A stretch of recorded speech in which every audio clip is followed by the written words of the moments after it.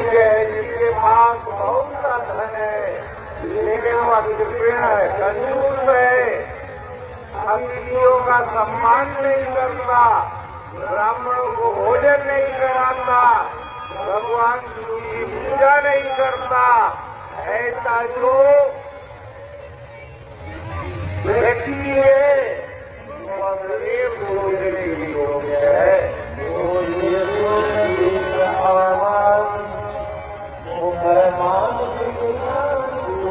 और वह सूत्र सदैव सोचने के योग्य है, क्योंकि ब्राह्मणों का अपमान करता है, अपने उससे अपनी बड़ाई करता है और जातियों की हमेशा निंदा किया करता है और अपने आप को सर्वश्रेष्ठ मानता है।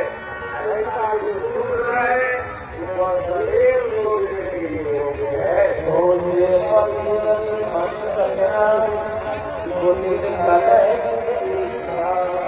और वह इसलिए सदैव सोचने के योग्य है कि इसके हृदय में विभिन्न प्रकार की बातें हैं और घर में आकर के वह देखिए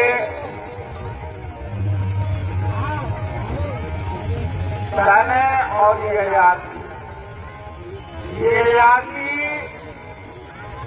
उनके पिताजी थे और तने उनका पुत्र था। पिता ने वृद्धावस्था में उसकी इच्छा हुई कि मैं विवाह करूं। एक कन्या को देख करके मोहित हो गए, लेकिन शरीर उनका जीर्ण हो गया था। उनके 4 पुत्र थे।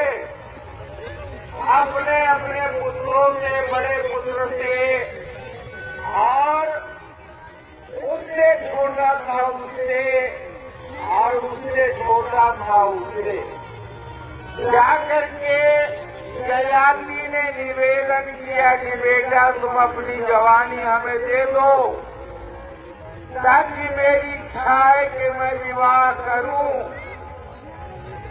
सभी ने दुष्कार करके भगा दिया। ये बुढ़ापे में विवाह करेगा, मैं जवान हूँ, मेरे विषय में नहीं सोच रहा है। परंतु सबसे छोटा पुत्र था। ययाति ने कहा कि बेटा मैं विवाह करना चाहता हूँ और तुम अपनी जवानी हमें दे दो।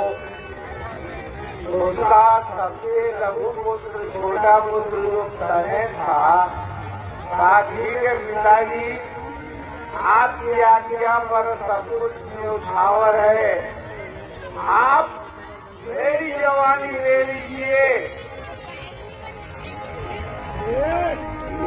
तने ने अपने पिता ययाति को अपनी जवानी दान में दे दिया। स्वयं बुढ़ा हो गया, पिता जवान हो गए। फिर उन्होंने विवाह किया।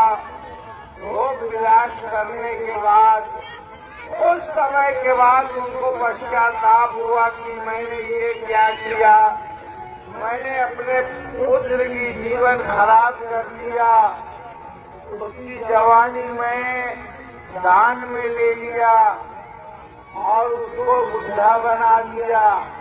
फिर पश्चाताप करने के बाद जाकर के बेटा से निवेदन किया, बेटा अब तुम अपनी जवानी ले लो, मेरा बुढ़ापा मुझे वापस कर दो। तो तनय ने अपने पिता ययाति को सब कुछ देने के पश्चात